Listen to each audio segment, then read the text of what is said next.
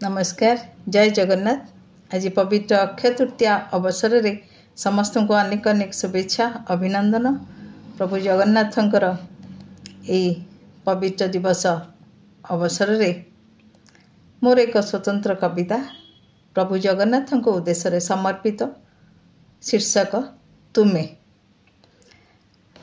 हृदय बीणारे झंकृत तुमे, हृदय बीणारे झंकृत तुमे, तुमी तो जगतनाथ। तुमरी झंकारे झंकृतमय जीवनर प्रतिक्षण, तुमरी झंकारे झंकृतमय जीवनर प्रतिक्षण।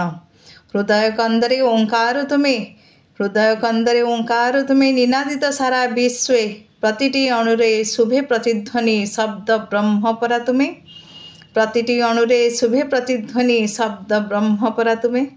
हृदय वेदी प्रकाशित तुमे, हृदय वेदी प्रकाशित तुमे, तुमी दिव्य ज्योतिर्मय अज्ञान तिमिर अंधकार भेदी ज्ञानर प्रदीप जाल।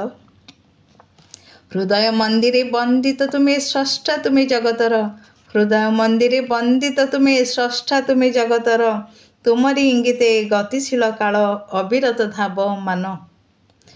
हृदय गंगार निर्झर तुमे, हृदय गंगार निर्झर तुमे, प्रेमर फल्गु धार।